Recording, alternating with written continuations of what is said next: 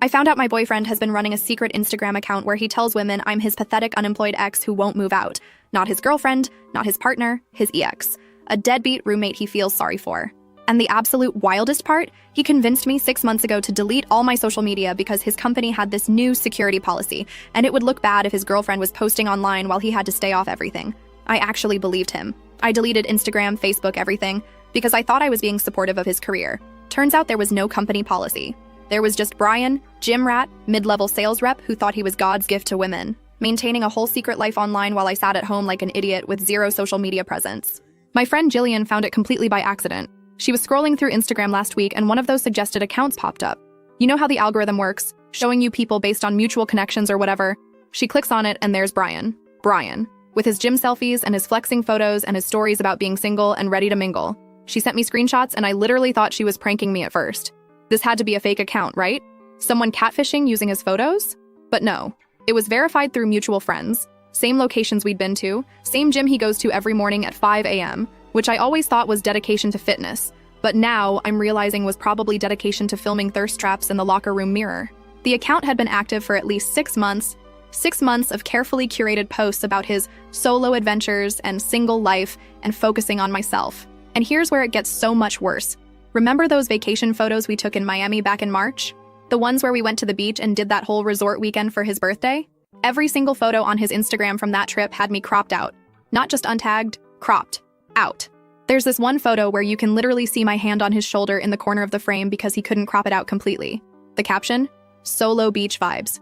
Nothing better than traveling alone and clearing your head. I was right there. We shared a king bed in that hotel room. I paid for half the trip. And he's posting about traveling alone. Jillian sent me probably 30 screenshots and I went through every single one trying to process what I was seeing. The comments were even worse. Girls flirting with him, asking where he lived, saying they should meet up. And he was responding. Not just liking comments, actually responding with flirty messages back. One girl commented asking if he had a girlfriend, and he replied, "I have this screenshot burned into my brain forever. Nah, I've got a roommate situation I'm dealing with, but nothing serious. She's nobody, just some unemployed loser I feel sorry for. Probably gonna kick her out soon, lol. Unemployed loser. For context, because I know someone's gonna ask, I'm not unemployed. I work part-time at a bookstore because I'm finishing my degree. I'm 26 and went back to school after taking a few years off. The bookstore job pays minimum wage. Yeah. But it works with my class schedule and I'm 3 months away from graduating. Brian knew this. He was supposedly supportive. He said he was proud of me for going back to school. Guess he was just tolerating me until he could find someone better. There was another comment thread where some girl asked about a woman's voice she heard in his Instagram stories, because apparently I'm in the background of some of his videos and you can hear me talking. His response? Oh, that's just my pathetic ex who won't move out. Total deadbeat. I'm working on getting rid of her. Pathetic ex who won't move out. We live together. We live together. In an apartment that I found, by the way. I was living there first, and he moved in 8 months ago when his lease ended because it made financial sense. And we were serious about each other. The lease is in my name. He pays half the rent, but it's my apartment legally. But somehow in his version of reality, I'm the ex who won't leave his place. Jillian kept sending me more screenshots, and with each one, I felt like I was watching my entire relationship dissolve in real time. There were posts about him being finally free and living his best single life and done with toxic relationships. And the gym photos. So many gym photos. Shirtless bathroom selfies with captions about being focused on self-improvement and cutting dead weight from my life. The comments were always the same. Women telling him how hot he was, how they'd love to work out with him, asking if he wanted to grab drinks. He responded to basically all of them.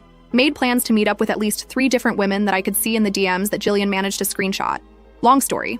But one of the girls who'd been messaging him was friends with Jillian's coworker and showed her the conversation when she realized they were talking about the same Brian. In these messages, he was telling girls they should come over to his place. After, his roommate finally leaves for her minimum wage job in the morning. My morning shifts at the bookstore. He was literally timing hookups around my work schedule. I'm reading all of this while sitting on our couch. Sorry, his place, according to him, and trying to figure out what the actual hell was happening. How do you even process something like this? Your boyfriend hasn't just been cheating. He's been living a completely different reality where you don't exist as his partner. You're just some annoying obstacle he's trying to remove from his life. I didn't confront him immediately. I know some people are gonna say I should've, but I was in shock. I just sat there with all these screenshots on my phone, watching him come home from work that evening like everything was normal, asking me what we should order for dinner, complaining about his boss, being completely casual like he wasn't telling the entire internet that I was a deadbeat ex. That night, I barely slept. I kept looking at the photos, reading the comments, trying to understand how someone could be that two-faced. In bed next to me, he was scrolling on his phone, probably on that secret Instagram I wasn't supposed to know about, while I pretended to be asleep. The next morning, he got up for his 5 a.m. gym session like always. I heard him in the bathroom taking photos. The sounds are different when you know what you're listening for. He left and I laid there thinking about every morning he'd done this exact same routine for the past 6 months.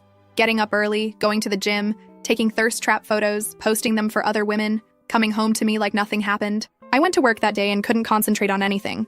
My coworker Wendy asked if I was okay because I kept zoning out in the middle of helping customers. I didn't tell her what was going on because honestly, I didn't know how to explain it. How do you say, my boyfriend has a secret Instagram where he pretends I don't exist? After my shift ended, I sat in my car in the bookstore parking lot and went through everything again. Made sure I had all the screenshots saved. Went through the timeline of when he'd asked me to delete my social media versus when his account started getting active. Looked at every single post and comment and message. And that's when I decided I wasn't going to just confront him. I was going to be strategic about this. Because here's the thing. Brian thinks he's so smart. He thinks he's got everything figured out. He's been running this whole operation for 6 months. And in his mind, I'm too stupid or too broke or too dependent on him to do anything about it even if I found out. What are you gonna do? You can't even afford rent without me. Energy was radiating from every single one of those Instagram posts. The way he talked about me like I was some charity case he was stuck with. The way he'd positioned himself as this successful single guy who was too good for commitment. He really thought he had all the power here. So I started planning. And I'm not gonna lie.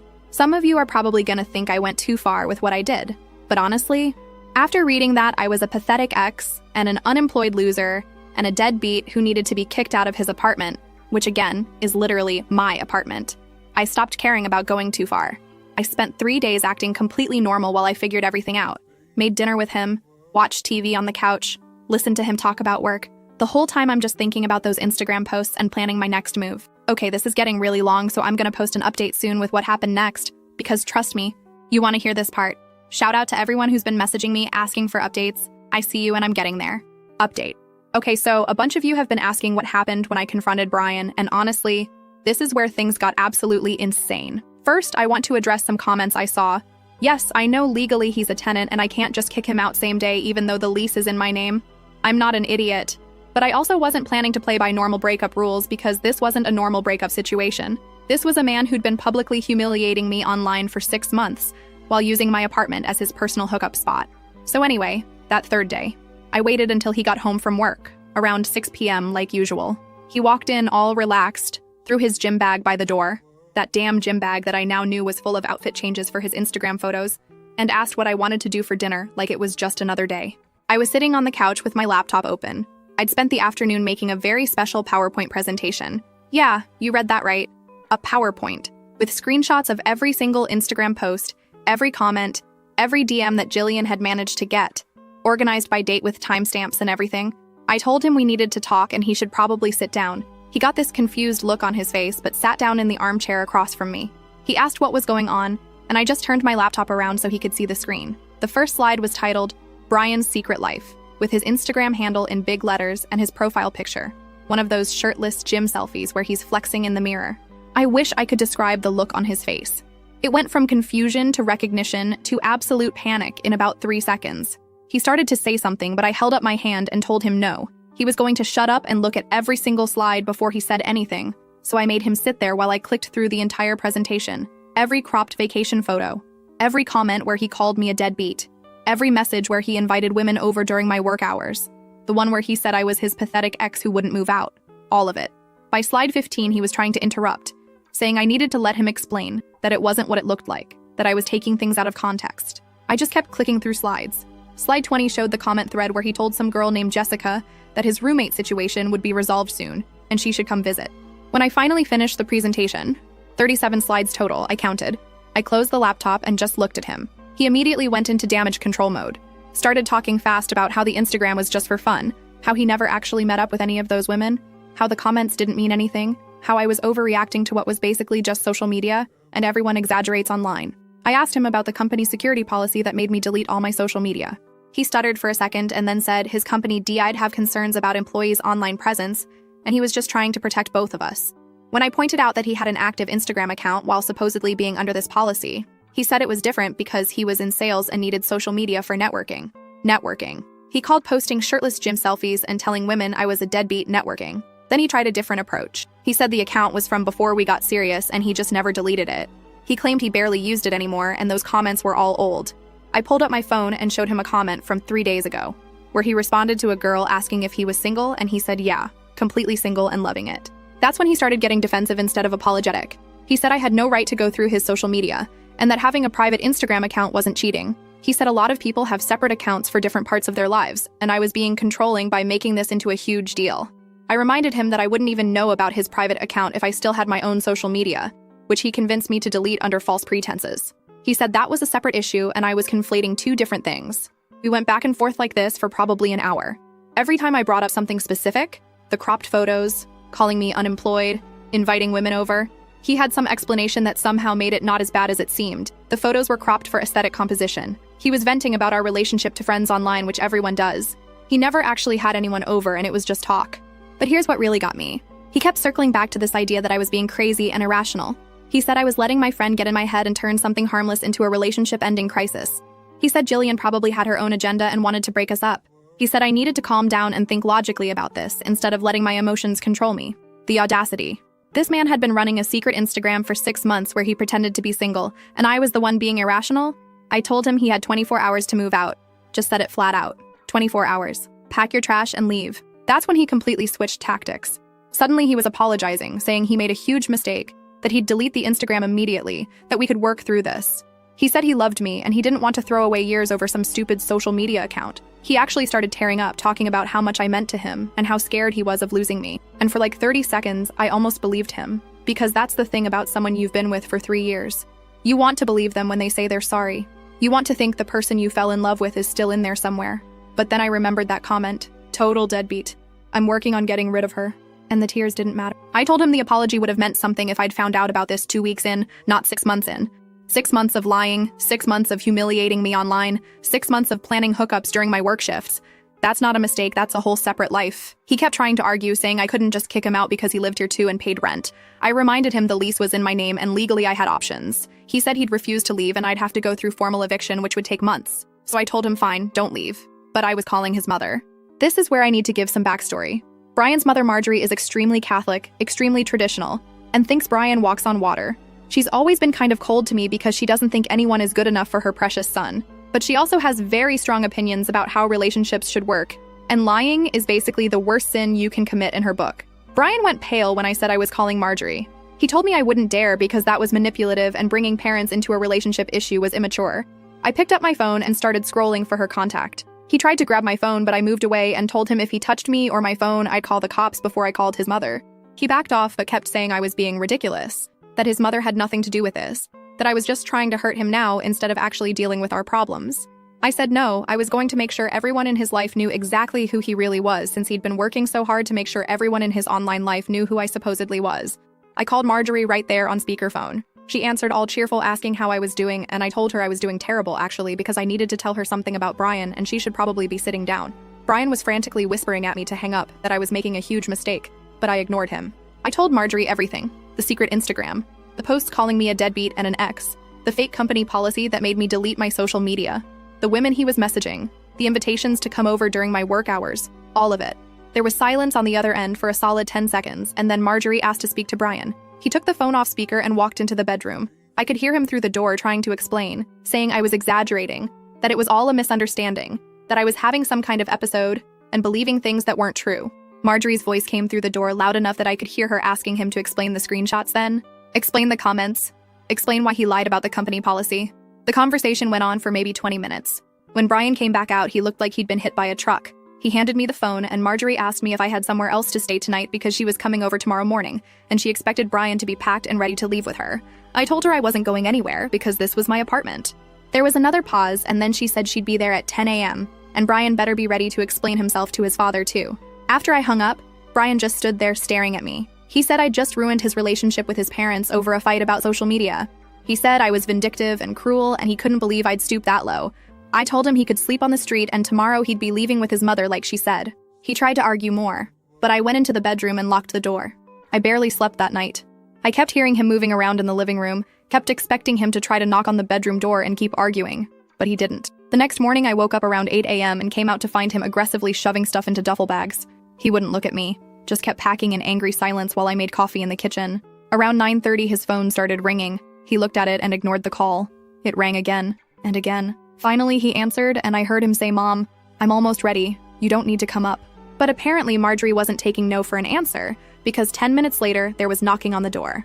I answered it, and Marjorie walked in looking like she was dressed for war. She was in this burgundy pantsuit with her hair done all perfect, and her face was set in this expression that clearly said someone was about to get lectured into next week. She nodded at me politely and then turned to Brian and asked if he had everything packed. And here's where things took another turn, because Brian's father, Randall, was standing in the hallway behind her. Okay, I have to split this into another update because this is getting super long, and what happened next with his parents was wild. Stay tuned because you're not gonna believe where this goes. Final update. Okay, so I'm writing this from my friend Jillian's house because I needed to get out of my apartment for a few days while everything settles down, and holy hell, you guys, the last few days have been absolutely unhinged. So where I left off, Marjorie showed up at 10 a.m. in her burgundy power suit looking ready to destroy someone's entire existence, and Brian's dad, Randall, was standing behind her in the hallway. Randall is this quiet guy who lets Marjorie do most of the talking, but when he does talk, people listen. He's got this whole disappointed dad energy that's somehow worse than yelling. They both came into my apartment, and Marjorie told Brian to finish packing while she and Randall talked to me in the kitchen. She asked if I had copies of everything I'd told her about on the phone, and I showed her the screenshots on my laptop. She went through every single one with this expression that got darker and darker, and Randall looked over her shoulder reading the comments where Brian called me a deadbeat and a pathetic ex. When they finished looking, Marjorie closed the laptop and asked me how long this had been going on. I told her at least 6 months that I knew of, probably longer. She asked if Brian had actually brought other women to the apartment, and I said I didn't know for sure, but he'd been trying to based on the messages. Randall asked why Brian had me delete my social media, and I explained the fake company policy. He got this look on his face and said that didn't make any sense because Brian's company doesn't have social media restrictions for sales staff. They actually encourage it for networking. He would know because he has a friend who works in Brian's department. This was news to me, and I said as much. Randall said the whole story sounded fabricated, and he wanted to hear Brian's explanation directly. They called Brian into the kitchen, and Marjorie asked him to explain the company policy that required me to delete my social media. Brian started spinning this story about how his manager had mentioned that significant others posting online could create liability issues, and he was just being cautious and protecting both of us. Randall cut him off and asked which manager said this. Brian named his direct supervisor, some guy named Tom. Randall pulled out his phone and said he was going to call Tom right now and verify this policy. Brian panicked. He said that wasn't necessary, that maybe he'd misunderstood what Tom said, that it might not have been an official policy, but more like a suggestion. Marjorie asked him why he'd present a suggestion as a mandatory policy that required me to delete all my social media accounts. Brian tried to say he was just being overprotective, and I was reading too much into how he'd phrase things. I jumped in and said no. He specifically told me it was a company requirement, and if I didn't comply, it could affect his job. I asked him to explain why he needed me to have zero online presence while he was running an Instagram account telling everyone he was single. That's when Brian switched to being defensive again. He said the Instagram was private and I never would have known about it if my friend hadn't gone snooping. He said I was violating his privacy by looking at his social media without permission. Marjorie asked him if he seriously thought privacy was the issue here, when he'd been publicly calling me names and lying about our relationship status online. She asked him what he thought would happen when I eventually found out, because lies like this always come out eventually. Brian said he was planning to delete the account, that he'd just gotten caught up in the attention and validation from other women, and it spiraled out of control. He said he never meant for it to go this far, and he was going to end it before I found out. Randall asked when exactly he was planning to end it. Brian said soon. He'd been thinking about it for a while. Randall said that was interesting because the comments were from 3 days ago, which doesn't sound like someone planning to stop. The conversation went in circles like this for over an hour. Every time Brian gave an explanation, his parents would poke holes in it with specific questions. Every time he tried to minimize what he'd done, I'd bring up another screenshot or comment that proved it was worse than he was admitting. At one point, Marjorie asked him directly if he'd been unfaithful. Brian swore he hadn't actually cheated, that all the messages were just talk and he never followed through. Randall asked why they should believe him when he'd been lying about everything else for 6 months. Brian started getting agitated and said everyone was ganging up on him and not letting him explain. He said he made mistakes, but I was dragging his parents into it to punish him, instead of trying to work things out like adults. He looked at me and said I was being vindictive and trying to turn his family against him. I told him I didn't need to turn anyone against him. His own actions did that. I said I called his mother because he tried to claim he could refuse to leave my apartment, and I wanted his family to know the kind of person he really was before he spun some victim story about his crazy ex-girlfriend. Marjorie asked what he meant about refusing to leave, and Brian said I was trying to illegally kick him out without proper notice. I clarified that he'd been living here 8 months and paying half the rent, but the lease was solely in my name, and after discovering he'd been planning to have other women over in my home, I wanted him gone immediately. Randall said they were taking him home with them today regardless, and he could figure out his living situation from there. Brian tried to argue that he had work and couldn't just leave, but Randall said he could call in sick for a few days while they sorted this mess out. That's when things got even more complicated, because Brian's phone kept buzzing during this whole conversation. Finally, Marjorie told him to answer it or turn it off because it was interrupting. He looked at the screen and his face went weird and he said it was just work stuff. He'd deal with it later. But his phone kept ringing. After the fourth call, Randall just took the phone from Brian's hand and answered it himself. It was Brian's manager, Tom, the same Tom who allegedly instituted the social media policy. Randall put it on speaker and Tom was asking Brian why he wasn't at the client meeting that started 30 minutes ago. This was the second time this month he'd no-showed an important meeting, and if he didn't have a good explanation, he needed to come to the office immediately to discuss his future with the company. And this is where Randall absolutely destroyed Brian's entire world, and I got to watch every beautiful second of it. Randall told Tom that Brian wouldn't be working there anymore, period. Tom sounded confused and asked if this was really Brian's father and what was going on. Randall said yes, this was his father, and Brian had some serious personal issues to deal with that made it clear he wasn't mature enough to handle a professional office job. Tom started saying something about proper notice and exit procedures, but Randall cut him off and said Brian would send a formal resignation by the end of the day. Tom asked to speak to Brian directly, and Randall said no. Brian had made enough poor decisions lately, and Randall was making this one for him. Brian tried to grab the phone, but Randall held it away and told Tom he appreciated the company giving Brian a chance, but it was clear Brian needed to learn some basic responsibility before he could handle a desk job. He said he'd already found Brian a new position that was more appropriate for his current level of maturity, working sanitation for the city. There was silence on the other end, and then Tom said something like, "Oh, well, good luck with that," and hung up. Brian absolutely lost it. He was yelling about how Randall had no right to quit his job for him, how he was a grown man who could make his own decisions, how this was insane and controlling and he wasn't going to accept it.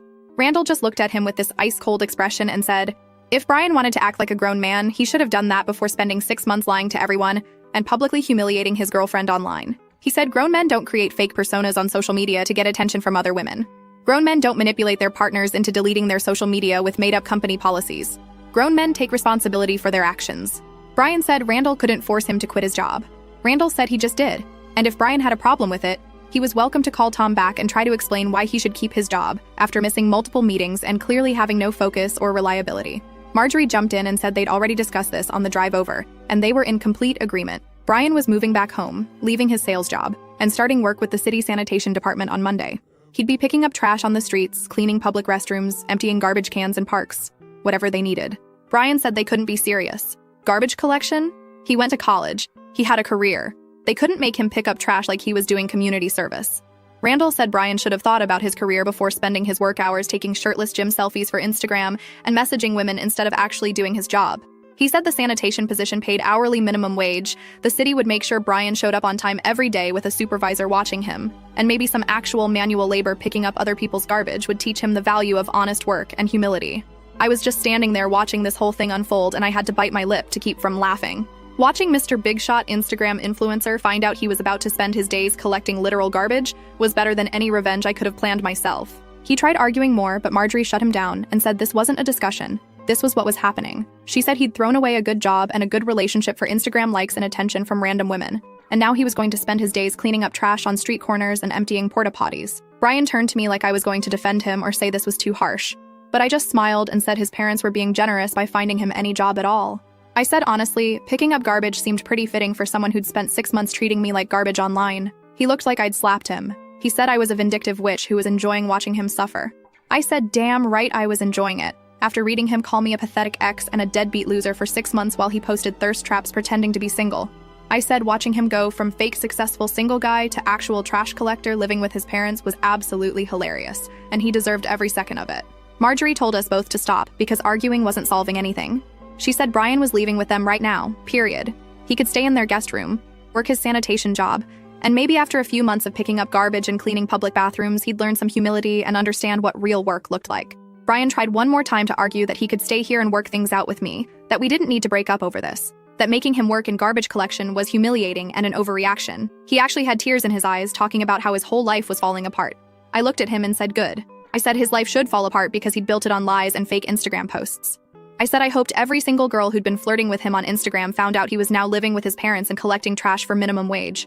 I said maybe he could update his Instagram bio to single living with mom and dad professional garbage man. He called me cruel and heartless. I said no.